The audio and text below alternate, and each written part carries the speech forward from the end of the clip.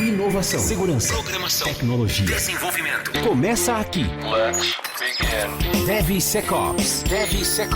O seu podcast de segurança em tecnologia.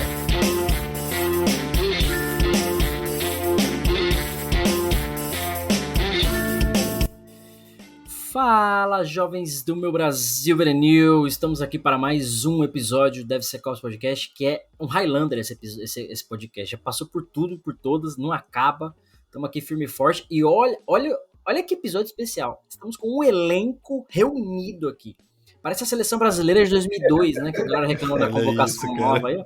Tá aqui, ó, Pelé, Romário, todo mundo junto, ó, Marcos, igual o Ronaldo aqui, ó, mesmo peso. Isso é verdade, hein? Isso é verdade. Bom, Tô igual Maradona. Eu sou Cássio Pereira. Eu sou Marcos Santos. E eu sou o Rodrigo Balbino. Muito bom ter os meninos todos juntos, apesar dos fusos horários, né? Mas faz parte da vida, né, cara? 15 filhos pra criar agora, a vida vai mudando. O que importa é que estamos todos reunidos aqui para falar de um assunto bacana. Antes de falar do assunto bacana, lembrar que o DevSecOps Podcast tem o apoio da Checkmarx e da Nova 8, que são especializadas em segurança de sistemas e código seguro. O link da Nova 8, que é a distribuidora da Checkmarx no Brasil, está abaixo da descrição do episódio no YouTube ou no nosso site devsecopspodcast.com.br.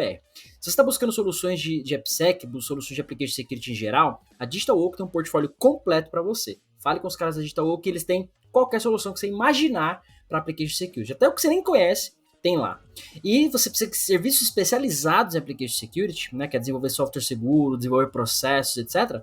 Fale com o pessoal da Gold Security, que eles vão te ajudar também, beleza? Quer arrumar vaga, quer arrumar trampo, quer anunciar sua vaga num preço camaradíssimo? appsec.jobs, que é um projeto que está aí rolando e tem feito sucesso nenhum, na verdade. Eu ia falar que tá fazendo um maior sucesso, mas não tá. Ninguém tá acessando. Tem uns acessos lá. Vou colocar um job lá pra nós. Tem dois jobs publicados lá, mas enfim. O pessoal tem que anunciar vagas, né? Enfim, vamos lá, pessoal. Vamos fazer rodar. Episódio de hoje, seus putos, a gente vai falar sobre o mundo real. O que acontece na realidade quando a gente fala de Application Security, né? Como é que as empresas estão aplicando. E o mundo ideal. Como é que deveria ser, ou como a gente imagina, do ponto de vista profissional, como as coisas deveriam ser. Né? E aí vamos ter, de repente, até alguns embates aqui, porque eu tenho uma visão talvez meio polêmica com relação a isso.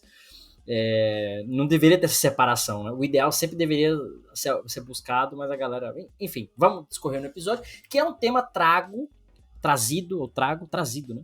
Pelo nosso querido Rodrigo Balbino, como ele bem disse, tá pesando igual o Ronaldo gordo.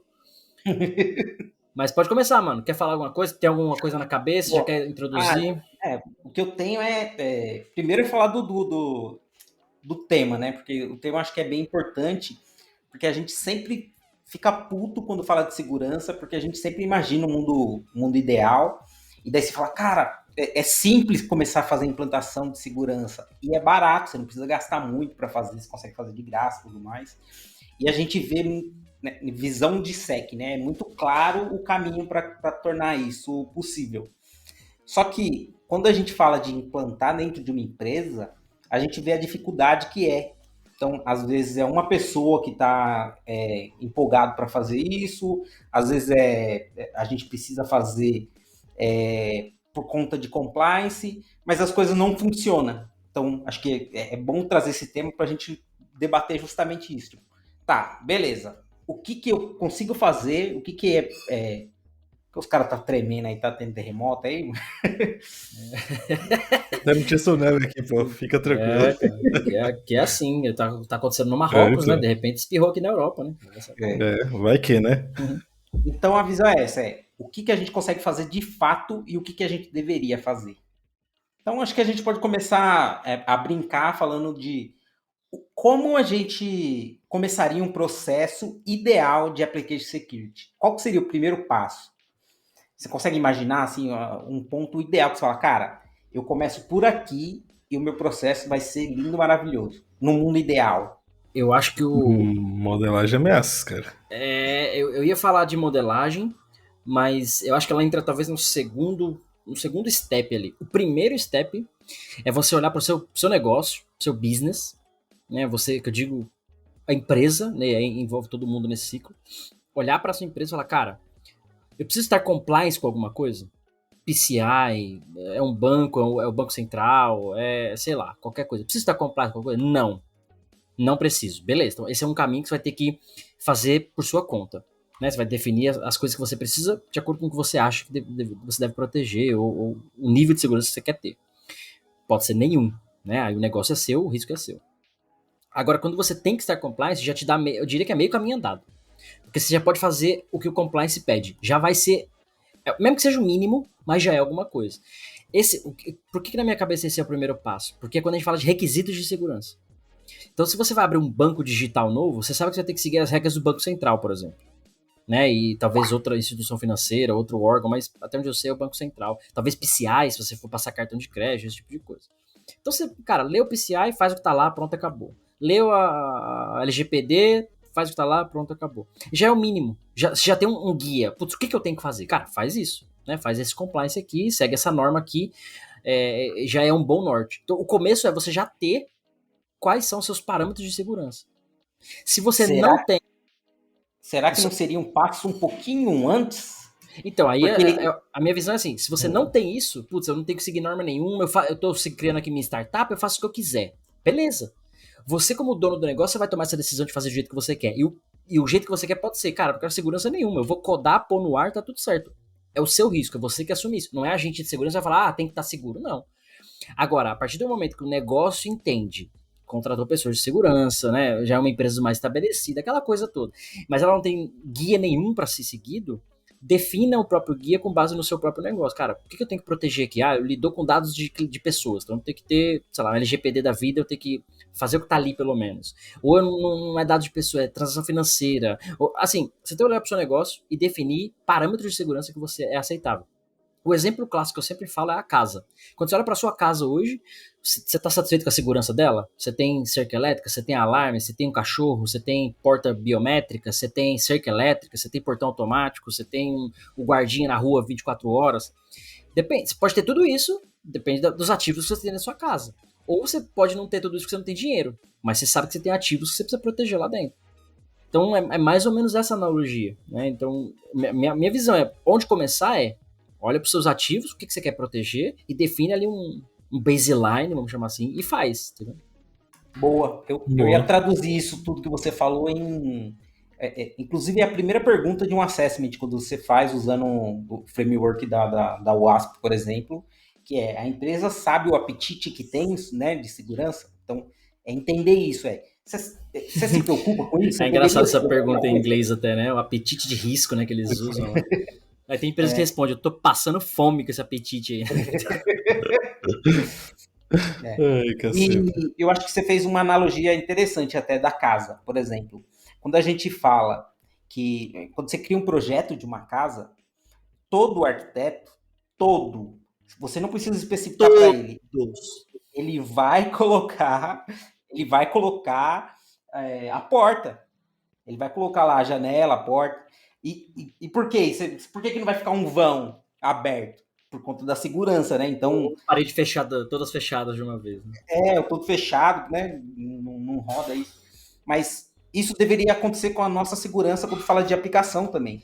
Quando se falar em desenvolvimento, quando se falar em input, por exemplo, de usuário, ele já não precisa alguém vir de segurança para falar para o cara que tem que ter a segurança ali, né? Que tem que ter um tratamento de dados.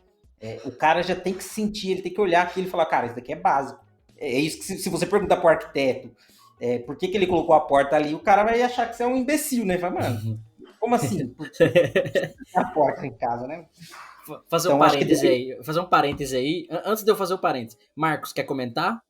Não, vocês falaram, basicamente eu ia reformular ali, porque foi o que você falou, cara.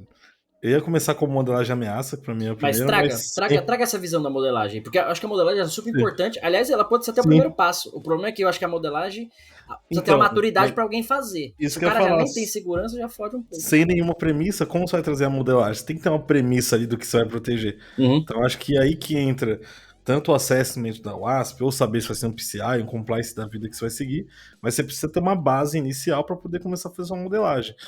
Óbvio, tem coisa que é óbvia ali que você tem que fazer. Pô, criptografar um banco de dados. Isso é meio óbvio. Não precisa de assessment, não precisa de compliance. É algo Vai que saber. você deve fazer. Entre outras coisinhas. Eu dei uma palestra esses tempos aí, falando de modelagem de ameaças e tal, e usando uma abordagem de não necessariamente você pegar um framework e fazer uma modelagem de ameaça corretamente, mas você fazer ela até no nível anterior. Você tem uma lista de requisitos. A primeira coisa que você tem qual é a matéria-prima do software? Lista de requisitos. Preciso de uma tela de login, preciso cadastrar o usuário, preciso acessar, você tem uma lista de requisitos. Com essa lista, você consegue sentar na sala com 2, 3 pessoas e fazer um brainstorming no formato de modelagem de ameaça. Putz, cara, mas eu tenho aqui o dado do cliente, né? Tem CPF, pô, isso aqui não deveria ser criptografado? Pô, vai ter um usuário que precisa autenticar, precisa estar criptografado? Como você está falando? Não precisa proteger esses dados? A pessoa não precisa nem falar criptografia, mas ela precisa, sabe, não precisa proteger esses dados, chegar num nível de entender aquilo, nem que seja num brainstorming. Porque dali vão derivar requisitos de segurança que serão implementados.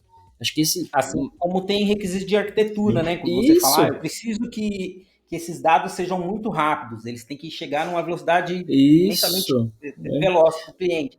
Então, é aí que você começa, né? Quando você está levantando os requisitos, quando você está desenhando, quando você está planejando, já deve se acontecer isso, né? Já deve se pensar em segurança. A história da casa... A história do arquiteto que você falou, a casa ela tem uma altura e dependendo da altura da casa tem uma fundação na mesma proporção para segurar, né, a casa. Senão você fizer no nível do chão, ela cai. E é um negócio, ninguém pede. Você vai construir sua casa, você não fala isso pro arquiteto. Precisa ter X de... Não é arquiteto, é um pedreiro, pensa. Você precisa ter X de furação porque tem 3 andares a casa. Você não fala isso. Você pede a casa daqui, e vai acontecer. No software não, no software, putz, cara, mas o dado tinha que estar protegido, hein? Putz, mas tinha que criptografar, mas tem que validar. Não falou. Então, o PO não falou. Essa é a treta. Essa é a treta, entendeu? Então, voltando até, será que não seria, até um primeiro passo, não seria educação antes de tudo? Aí que mora o jump of the cat. Então, dar um treinamento ali, alguma coisa... Para estruturar, justamente, trazer essa visão para os desenvolvedores ou para quem vai construir o software, arquiteto, etc., que precisa ter essa visão de segurança, independente do que for ser seguido pela empresa. Esse aí não tá errado, é exatamente isso, mas a gente vai entrar naquela discussão filosófica, porque assim, malemar o cara é treinado para ser um bom desenvolvedor hoje em dia. Ele abre qualquer site, sabe fazer um Hello World em qualquer linguagem, tem várias ferramentas ensinando, é muito prático isso. E sai fazendo software. Não necessariamente tem as práticas de segurança, não necessariamente ele aprende as próprias práticas de desenvolvimento de software. Cara, fui desenvolvedor por uns 5, 6 anos, codava, fazia site, fazia um monte de coisa. Depois que eu fui aprender sobre Solid, conceito de arquitetura de software, design patterns, sempre ouvia falar, mas não, isso é muito treta, depois eu vejo. Então assim, eu fui aprender a ser um arquiteto de software, entender a codificar melhor. Lá depois de 5, 6 anos que eu já codava, já tinha um monte de código merda, ou não tão bom, rodando em produção. Então, assim, a formação que eu tive na faculdade, eu ouvi falar de design patterns, eu ouvi falar de padrões de arquitetura, eu fui ver melhor ainda na pós-graduação. Mas a faculdade formou assim, mano, é aqui que você conecta no banco, é aqui que você pega a informação, é aqui que você joga a informação. Vai pro mercado trabalhar. Ponto. Então, assim, o que você tá falando não tá errado, Marco. É exatamente isso, é a educação, mano. Mas como é que você vai formar toda uma base, acrescentar horas e horas em cursos, ou pior, é aquela história da regulamentação, né? Blá, blá, blá. Mano, isso é muito difícil atingir esse nível. É muito difícil. Por exemplo, como é que você pega um carro e sai dirigindo legalmente? Você precisa passar por um processo de tirar sua carta de motorista. Você tem que fazer exame psicotécnico. Aí você vai passar na prova. Aí, né, no processo certo é esse. Aí você, agora você está habilitado. Um órgão reconheceu que você fez o processo, passou na prova, blá, blá, blá. Como é que você está habilitado para ser dev hoje? Qualquer um faz, mano. Tem um lado muito bom disso e tem um lado horrível disso, que é o que a gente está discutindo aqui, segurança. Então, para chegar nesse nível, por isso que eu sou meio advogado do diabo nessa parada, porque esse exato é o que o Rodrigo falou, mano. Esse é o caminho, ó. Educa a galera, faz treinamento, segue a base, mas não vai ser assim. É impossível chegar nesse nível, né? Aí entra esse talvez isso porque a área é teoricamente, teórica não, né? Mas é relativamente nova, né? Então ela surgiu aí nos últimos anos, toda uma área. Ainda não existe uma cultura de qualidade, as coisas não são bem estruturadas para esse lado, né? Então, muitas pessoas aprendem de forma autodidata, outras fazem curso para conseguir entrar na área, outros usam aqueles cursos que você vê aí do zero ao hero em uma semana, e daí na hacker em 3 dias. Hacker Então, hackeia, você queria dizer isso. Hacker hackeia. Então, o que a gente vê é uma má formação, né, de profissionais. Aí acaba causando todo esse tumulto. Daí, vamos aproveitar até... Peraí, o Marcos tem um comentário, é a mesma coisa ou é outro tópico, Marcos? Não, é um comentáriozinho também. A gente tá falando tudo, só que assim, a disseminação da área de segurança é relativamente nova. A gente tem que parar pra pensar por esse lado. A desenvolvimento nem tanto, que surgiu ali já mais de 10, 15 anos, o pessoal já faz desenvolvimento, mas segurança em si, pelo menos que eu estou vendo fortemente, tem uns 5 anos aí. Cibersegurança, né? Cibersegurança. Porque lá na época dos castelos já tinha um poço em volta do castelo com um crocodilo, né? Pra fazer o cara... Era segurança física do cara, não invadir o castelo do outro. Cibersegurança. E assim, você tinha área de segurança de informação nas empresas, mas não tão focado em software. Não era tão focado nessa parte de cibersegurança, era mais focado, legal. Relativamente. Precisa do cara para ir no compliance, precisa do cara para criar medidas de segurança, blá, blá, blá. Mas você não tinha um cara de cibersegurança ali que olhava código. AppSec, então. AppSec no geral. Boa. Então, Fala aí. é relativamente nova também. Vocês comparando com o desenvolvimento, dá até uma dor no coração aqui, porque é só você pensar, né? Quanto de desenvolvimento, quanto de software ruim que a gente vê aí, né? Você abre o código lá, tem... Não, mano, quanto software ruim a gente não entregou. O Rodrigo foi dev, eu fui dev muito tempo. E olha que eu sempre gostei de segurança. Mas eu fui entender mesmo lá pra frente, mano. Já tinha. Até hoje tem coisa minha rodando por aí. Vou fazer uns exploit agora. Ganhar dinheiro nisso. Começar a passar o. Segurança. Tecnologia. DevSecOps. Mano, vamos fazer a comparação agora com. Se bem que a gente até começou a trazer para o mundo real, falando ali do que causa isso, né? Que seria a má formação, por exemplo, é um dos pontos. Mas por que é tão diferente uma empresa ter segurança, tipo, no mundo ideal para o mundo real? Por exemplo, vamos pegar qualquer exemplo, né? Uma empresa. Quando que ela começa a pensar em segurança? Pega uma empresa de varejo aí, por exemplo, ela começa a desenvolver, começa a gerar lucro, começa a crescer. Aí quando ela está fortemente no mercado, aí sim que ela vai atrás começa a fazer transformação digital, porque até então é tudo no papel, é tudo com as pessoas. E quando que deveria entrar a segurança nesse caso? Que já está rodando. Vou até filosofar aqui agora. E aí, defendendo um pouco esse lado, e no contra o que a gente fala aqui. Eu vi um post esse tempo atrás, não lembro de quem, mas enfim. E ela falava o seguinte, era uma mina, ela falava o seguinte: a humanidade, nós como humanos, sempre corremos riscos, sabendo desses riscos. Aí o exemplo que ela usou foi a gente, que eu digo o homem, né? O homem precisava sair para caçar, né? O mamute, o bicho que fosse lá atrás. Mano, a probabilidade do cara morrer só pra ter o almoço era muito grande. Entende isso? Mano, você tem que sair da sua caverninha, largar o cabelo da mulher, porque os caras arrastavam o cabelo, né? Pegar o porrete e ir matar um bicho que provavelmente é 10 vezes mais forte que você. Aí vai 5, 6 caras, juntava pra matar esse bicho, podendo um não voltar, só pra você poder comer. Então, naturalmente a humanidade take risks, né? Naturalmente a humanidade corre risco por vários aspectos. E a nossa vida até hoje tem várias dessas questões. Você encontra alguém no Tinder e você vai pra Osasco encontrar pessoas. Você tá correndo um puta risco, naturalmente. Nossa senhora, nada cara. contra a cidade, mas são fatos. Né? O Mauá, por exemplo, onde eu morava, enfim. Então quando a gente fala, esse ponto que o Rodrigo tocou agora, quando você fala de segurança, quando você fala de segurança de maneira geral, as empresas estão dispostas a correr esse risco. Por quê? Vale mais pro cara o negócio dele rodando, faturando, trazendo dinheiro, e depois ele, putz, agora eu preciso criptografar, putz, agora eu preciso pôr uma autenticação, sabe? É mais fácil ele fazer depois porque ele já fez o negócio rodar. É a história do, mano, eu preciso sair pra caçar, ou eu caço, como, e sigo pro próximo dia, ou eu vou morrer de fome, então eu vou morrer na caçada, dá na mesma. Né? A morte já é certa, entre aspas, ali. Então, pra cibersegurança, mano, é o mesmo. Eu diria que é o mesmo cenário. As empresas precisam caçar, clientes precisam faturar, o mercado é assim, as coisas funcionam assim, e elas vão... Esse risco, ele é aceitável. Eu acho que a gente, talvez, do ponto de vista de segurança, temos que ser mais flexível com relação a isso. Exceto se a empresa te contratou para fazer segurança. Fala, mano, a gente tá com problema, a gente não quer assim, precisa ter segurança. E aí a galera começa a ficar relutante. Ah, mas tá fazendo isso no código. Ai, mas minha pipeline tá demorando.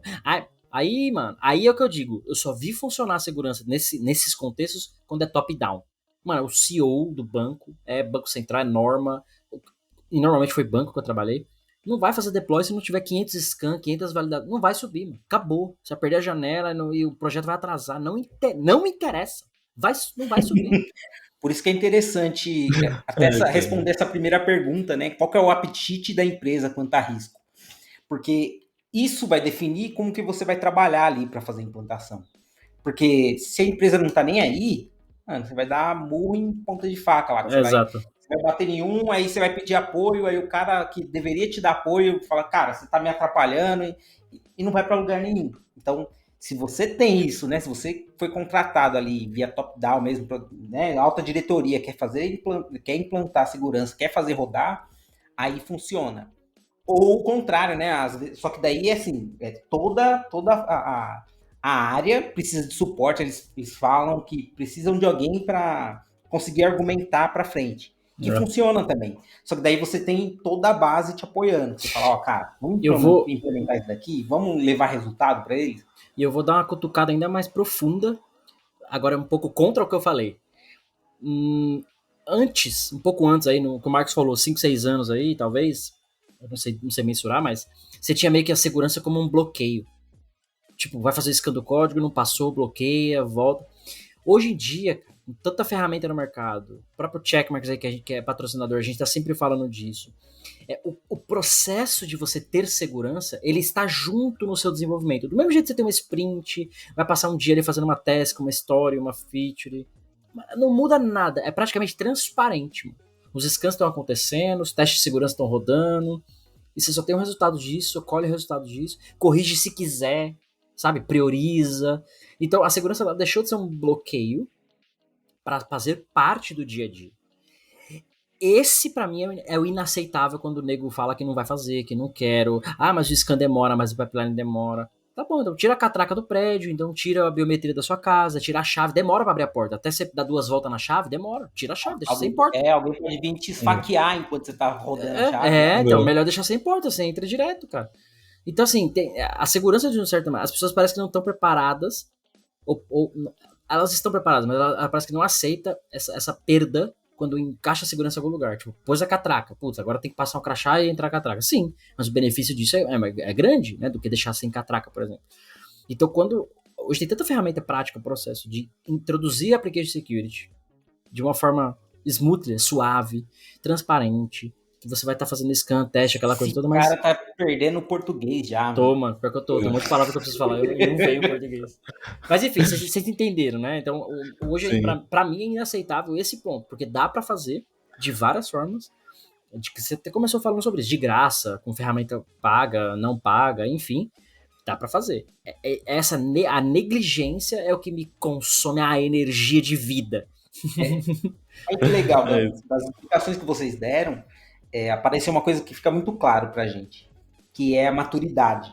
Então, quando você não tem maturidade, você não vai conseguir negociar, você não vai conseguir fazer uma implementação de segurança, porque ou é 0 ou 1, né? Tipo, ou funciona ou não funciona. Ou bate em todo mundo, trava a pipeline, não vai. E no final das contas você precisa disso, você precisa desse jogo de cintura. Você precisa trazer transparência para o processo, para você não parar a empresa. Isso. Porque quando o cara reclama que você atrasou a pipeline dele lá por 10 minutos, depende do negócio do cara. Às vezes o negócio precisa dessa velocidade. Isso, então, exato. Você travou, aí você como segurança fala, cara, o maluco tá reclamando porque parou 10 minutos ali da esteira dele. Depende aí. Será que era uma feature? Será que a concorrência tem a velocidade maior do que a dele? E daí ele precisa desse tempo para fazer esse chaveamento? Ou, né, às vezes poderia ser uma feature que precisava daquilo para ontem, por exemplo. Trabalhamos numa empresa que tinha 20 deploy em produção por dia. Então qualquer coisa na pipeline atrapalhava os caras, né? 20 deploy em produção por dia. É a Amazon, Facebook que faz esse nível de deploy. Esses caras que faz. É interessante, porque isso daí, se você colocar... Era tão bagunçado, né, o processo de entrega, que se você colocasse qualquer coisa na frente, você corria o risco de travar toda a empresa. Era tão bagunçado que era isso mesmo. Aquele time não conseguia subir, aí tinha que dar rollback em outro, aí aquele rollback atrapalha o outro, aí gera uma bagunça.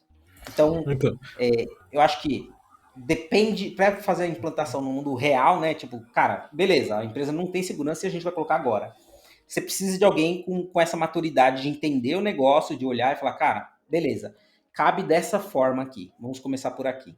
E daí já engata outra pergunta. No mundo real. Deixa o Marcos comentar, ele quer comentar sobre essa.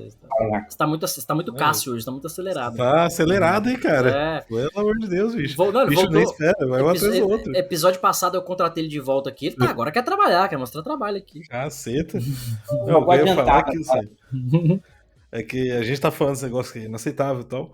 Tem algumas coisas que eu também acho inaceitável, e uma das coisas que eu acho pior, assim, nesse cenário, é o cara que tem um scan, que seja SAST, DASH, o que quer que seja, que é apenas para relatório, apenas para cumprir compliance, não para resolver e corrigir vulnerabilidades.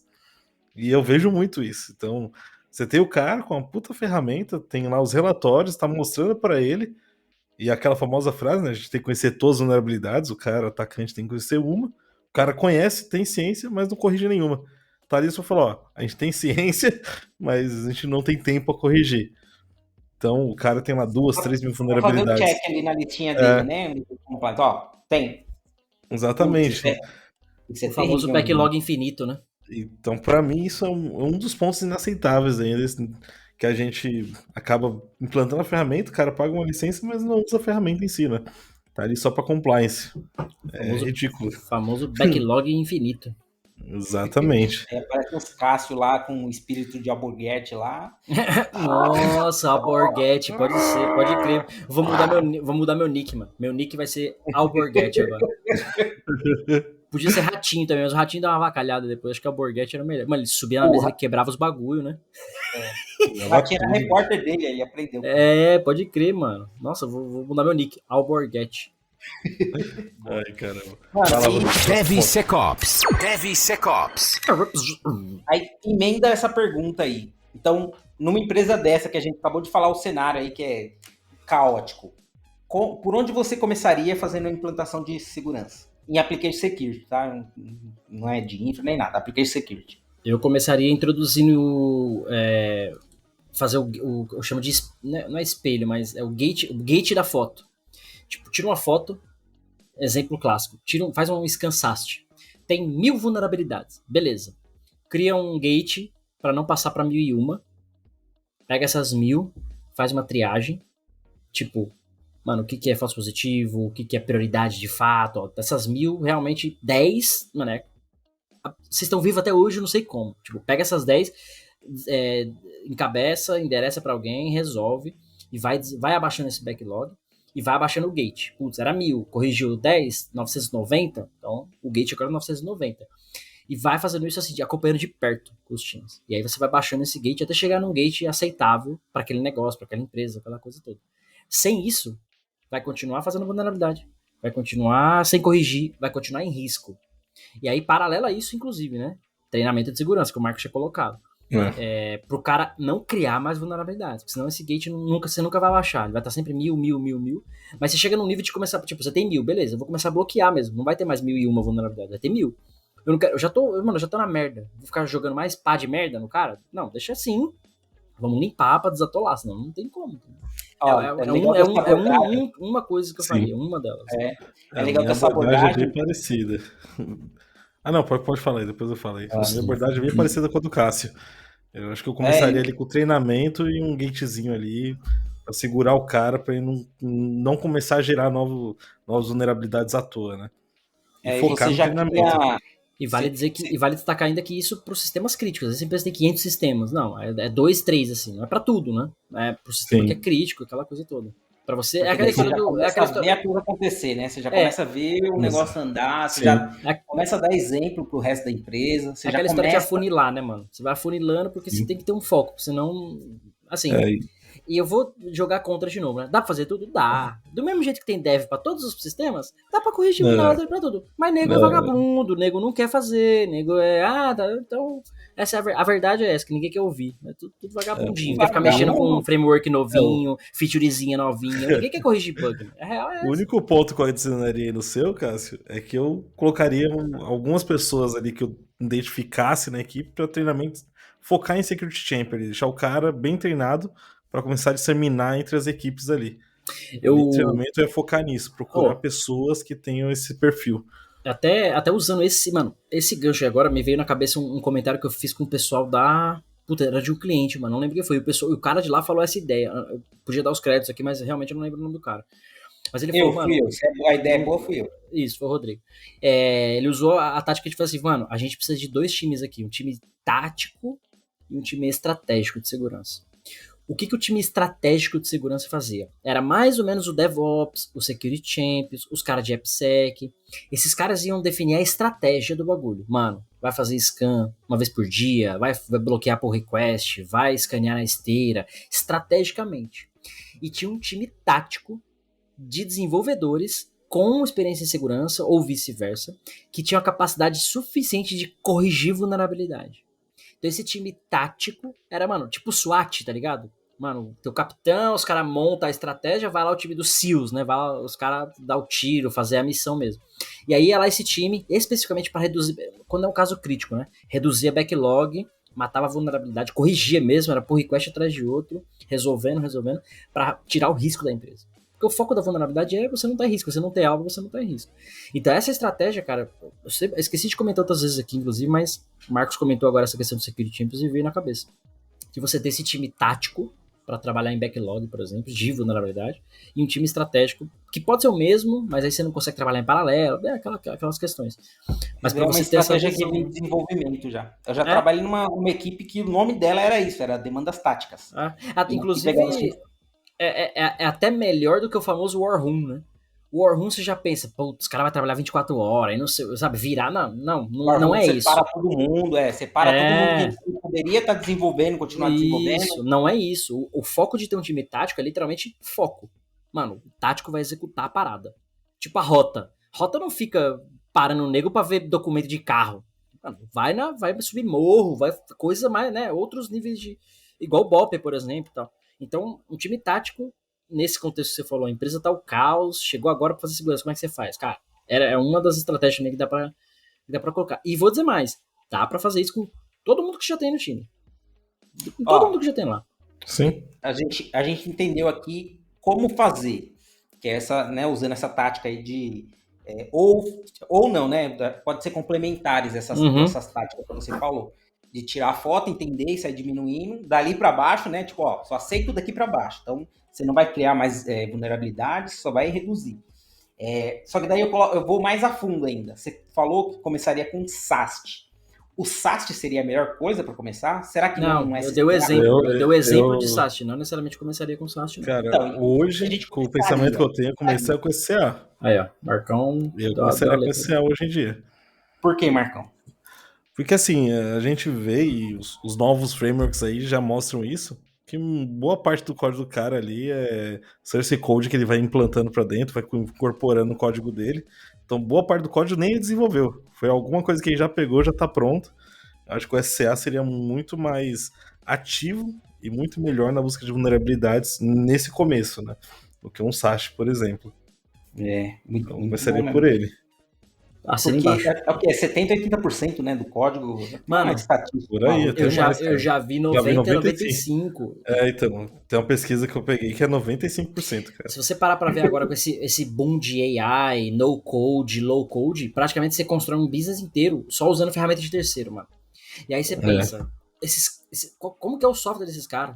Tá testado, tá escaneado, tá seguro? É muito plugin, só o seu business é um pedacinho ali. Então, olhando pra esse contexto, né? É muito perigoso, mano. Então você olhar pra parte de terceiro, vamos dizer assim, é quase que... Não é nem crítico, mano. Já passou o nível de criticidade, assim. Tem que estar lá, tá ligado? Não é mais opcional. Ainda mais com esse crescimento de profissionais que são mal formados, né? Que O cara vem Sim. em framework. Então, eu já vi muita gente, muito desenvolvedor, é o que você mais vê por aí. Desenvolvedor de framework. React que não sabe JavaScript. Você fala, você manja de JavaScript? Não. Fala, mas o React é em JavaScript. Você tá escrevendo em JavaScript. Mas não manja do JavaScript. Caralho, o cara, ele manja muito de React, mas a base do negócio, o cara não... É o que eu brincava muito com o nosso time, inclusive, uma época lá. Eu falava, gente, vocês têm que ser Application Security Engineer. Vocês não podem ser Solution Engineer. Senão, se não muda a cor da grama, você morreu, né? Então, aprendam a fazer o que vocês estão fazendo, agnóstico à tecnologia. Não adianta ficar focado numa só e achar que é o rei do pedaço. Igual de certo modo, a galera de mainframe, né? Tem muito cara bom de mainframe, banco ainda usa, tá, mas assim, às vezes o cara só sabe aquilo, mano. O cara é pica, ganha uma grana, só sabe aquilo. Se o cara perde aquilo ou não tem aquilo, ele acaba, né, se prejudicando, vamos dizer assim. Mas quando a gente fala desse contexto aí que você coloca agora de código, é isso, mano. É a questão de... Isso facilita muito o mercado de software, né? Frameworks, bibliotecas e tal, isso é muito bom. Você faz muito mais rápido, muito mais coisas, porque você não precisa construir, né, do zero. Por outro lado, você tem todo o ônus, né? Tudo que tem de bom na biblioteca, mas também tudo que tem de ruim você traz junto, né? Um exemplo aí, todo mundo, a galera do Java, né, que sofreu aí em sua 100% aí com o Log4j, né, do 2021. Essa parada foi linda. Linda assim, né? Do ponto de vista de segurança. Foi lindo sim. Foi um caos, mas foi lindo. É um exemplo clássico de uma biblioteca que não tinha nada a ver com o desenvolvedor, que ele incorporou no código e tá usando ali. E 100% do pessoal de Java sofreu, não teve jeito. E a resposta da galera era, não tô usando. Aí você passa na ferramenta, claro que você tá usando. Tá usando. Não sabe que você tá até software que você compra e usa a parada lá dentro. Tipo, acho que não sei se... Vou tomar um processo, né? Não sei se é verdade, mas a VMware ou um desses aí implementa o Log4j no seu software. Então você tava usando o bagulho, você já tava vulnerável, só de estar usando a parada. Então, mano, assim, é uma parada, é aquela história do supply chain, né? Supply chain não é só a biblioteca, foi episódio passado, inclusive. Supply chain de verdade, que eu gravei solo, exatamente falando disso. Supply chain não é só as suas bibliotecas de terceiro. Vai da IDE que o cara tá usando, as máquinas que você usa pra compilar, mano, é literalmente tudo que tá na cadeia. E eu usei o exemplo clássico do restaurante. Quando você senta no restaurante e pede um prato, chega ali o prato. Mano, da onde veio a cebolinha, da onde veio o frango, da onde veio o molho. Se você pegar cada ingrediente dali, da onde ele veio, do dia que começou a ser produzido até chegar no seu prato, não tem nem como traquear isso, mano, eu diria. Não tem. Né? O frigorífico, aí o tempero, de onde foi moído, não sei o que, a pimentinha que veio, não sei da onde. Para pra pensar num prato que você tá comendo. O tanto de ingredientes que tem ali dentro, como é que eles chegaram até ali? Toda a cadeia que tem. O restaurante, ele sabe de quem ele compra, os fornecedores, né? E às vezes o fornecedor, ele tá fornecendo de um outro fornecedor. A história da supply chain é exatamente isso. Então, aí você come o negócio, morre. A culpa é de quem? Do restaurante. Ele que te forneceu aquele prato. Mas aí, puta, era um ingrediente que tava vencido, tudo bem que o restaurante tinha que ter visto, tava estragado daquele lote, daquele fabricante, não sei de onde. Nosso software é a mesma coisa, mano. Nossa, tinha uma biblioteca ali que tava na dependência, nem sabia. Pois é. Não sabia, mas deu ruim. Foi o seu software que... Exatamente. Tá ali, ó. Na frente, né, mano? O que a gente vê, então, que a principal diferença entre um mundo real do ideal é que as coisas começam ao contrário, né? No mundo real, ele vem mais da direita para a esquerda, né? No mundo ideal seria da esquerda para a direita. Então, literalmente. Por exemplo, em todos os aspectos da vida. Sempre para a direita. Concordo. Você vê segurança na série. Tchau, tô indo embora. Você vê o pessoal fazendo implantação eles vão se preocupar com rede, vão se preocupar com firewall, vão se preocupar com WAF, e daí vão se preocupar com resolver depois que aconteceu, e vai vir, tipo, prevenção, correção, blá blá, educação por último. E isso acontece, o que está acontecendo no mundo real, né, que você vê. E o mundo ideal seria totalmente contrário, seria falar sobre, educar, se prevenir, criar regras para não criar. Então, você tem muito que trabalhar antes de criar código, por exemplo. Então, antes de escrever qualquer linha de código, você já evitou vulnerabilidade. é exatamente esse balanço, né? O que eu falei, puta, a galera tem que correr risco, é natural do ser humano isso. Mas hoje, quando a gente volta pro AppSec, a gente tem tanta informação, tanta ferramenta, tanto processo, tá todo mundo falando disso, que quando a gente vê uma empresa, normalmente a gente não é um fundo de quintal de 2 caras, é uma empresa, mano, né? Quando a gente vê uma empresa que não tem nada, ou tá fazendo de qualquer jeito e tal, é isso que, pelo menos pra mim, não sei se vocês aí, se dei a opinião de vocês, me deixa puto, porque é a história na minha época, né, na época de escola, né? Ah, gravidez indesejada, mano, para, velho. Sabe? Para. Só para. Métodos anticonceptivos tem de monte por aí. Primeiro, assim, todo adolescente já sabe que não é pra fazer o bagulho. É pra fazer quando chega na época de fazer. Ah, mas não contou. Beleza. Aí o Marcos falou agora. 500 jeitos de não ter. Aí, pô, teve. Ou então a mais linda que eu já ouvi, que os caras até usam em stand-up, né? A gravidez acidental. Falou, mano, você tava andando, tropeçou num cara, engravidei. Que acidente foi esse, né? Bateu o carro no farol e engravidou. Não existe isso. Então, assim, quando a gente traz pra AppSec, por isso que pra mim, eu brinco, né, que treina a minha alma, é por isso, mano, a gente já tem muita informação, tá todo mundo falando. Na sua empresa, é provável que na sua empresa, a galera que tá escutando, a maioria dos devs já sabe, a maioria já ouviu falar, já foi em evento. Se não é a maioria, mas metade. Que seja mano. A galera, isso já é muito disseminado. Todo mundo já tá falando disso. Então, aí pra mim é onde entra o brinco da vagabundagem. É a negligência, mano. É porque aquela empresa, certo ponto, negligência, né? Porque aquela empresa pode falar, não quero fazer segurança. Beleza. Mas quando a gente... E aí entra no meu ponto, por que eu trabalho com isso? Por que eu milito sobre isso, né? Hoje eu trabalho em infraestrutura crítica, mano. Se eu entregar um software que vai dar merda, eu paro uma cidade de distribuir água. Eu explodo uma usina. Eu paro uma fábrica de um alimento, por exemplo. Então eu não posso simplesmente falar assim, beleza, vai sem scam mesmo. Pra mim, eu não posso fazer isso. É quase que uma responsabilidade social a parada. Mas, por exemplo, vamos lá, Rodrigo, a gente trabalhou numa agência de publicidade uma época. E tinha um hot site de vender chinelo, de vender cosmético. Mano, tá fora do ar. Qual é o impacto? Vamos lá. É um impacto financeiro para aquela empresa? Que seja mínimo. Né? Putz, foi um impacto absurdo, beleza, vai impactar o salário das pessoas, as ações, a tia da limpeza vai perder o emprego, né? Dá pra até pensar nesse nível, mas não era o caso, né? O impacto era mínimo ali.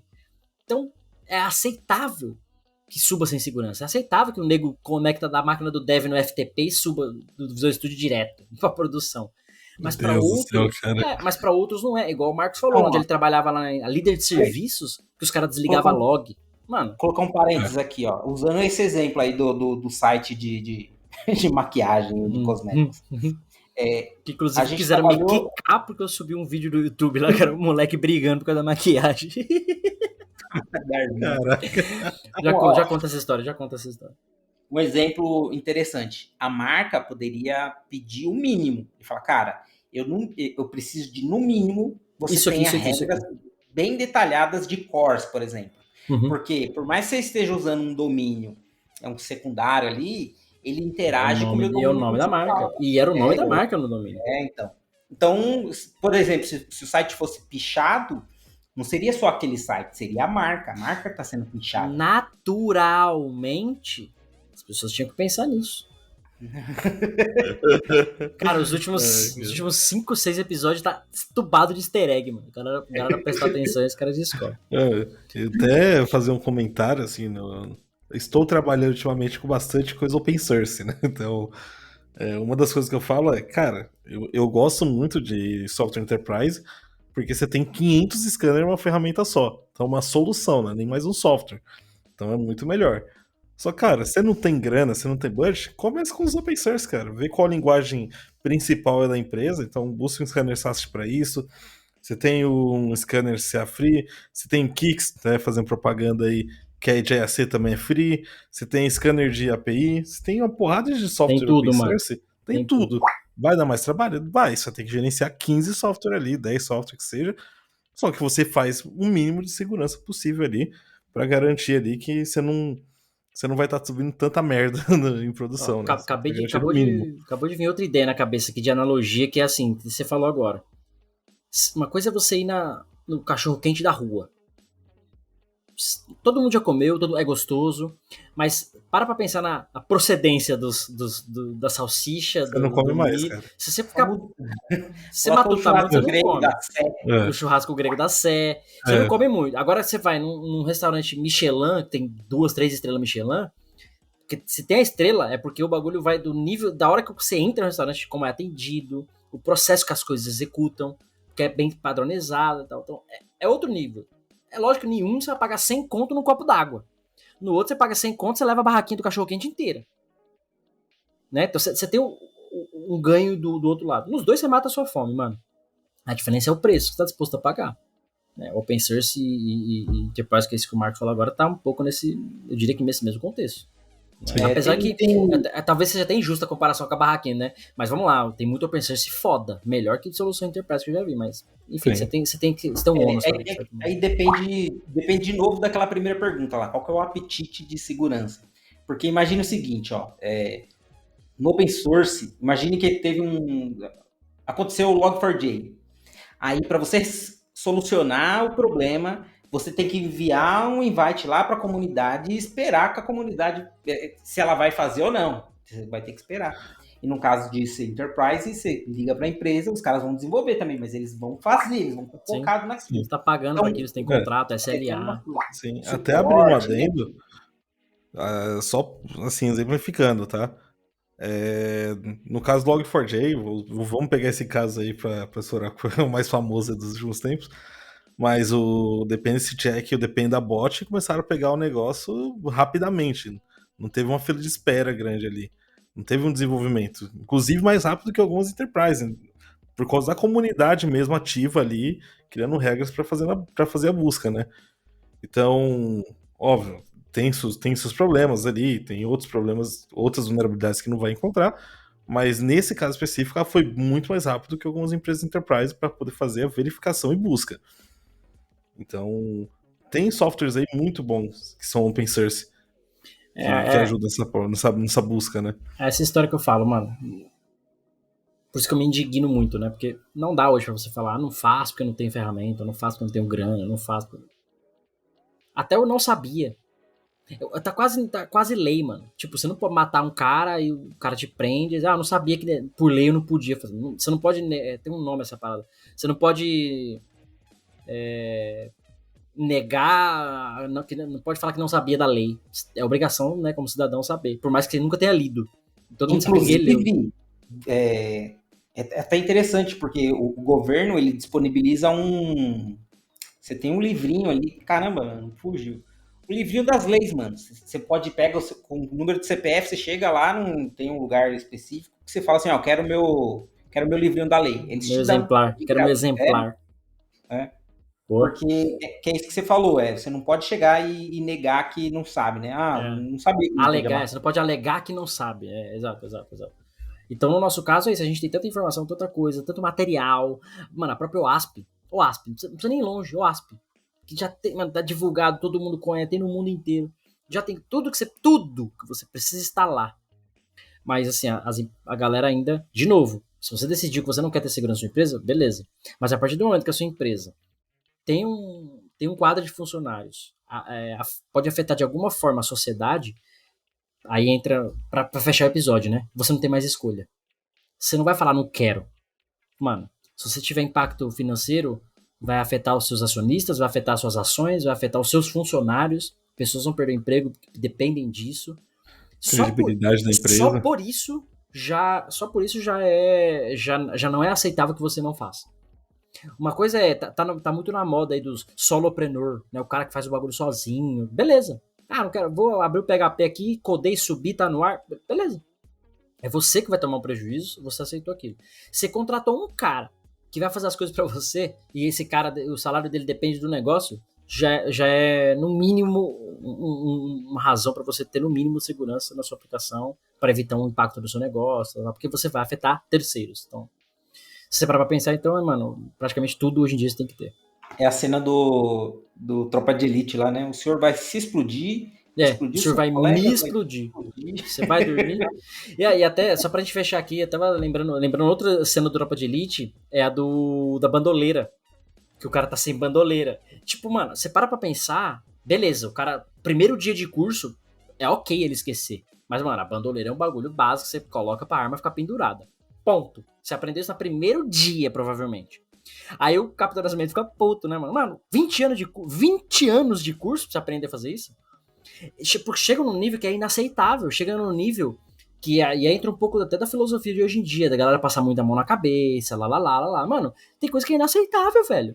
Até, Rodrigo fala que eu sou sem coração, que eu fico puto. Mano, tem coisa que é simplesmente assim, chega a um nível de inaceitável, porque é muito idiota, é muito básico, é muito simples e as pessoas continuam não fazendo. Porque eu acho que, e aí entra um pouco daquela questão, eu acho que é porque não sofreu, mano.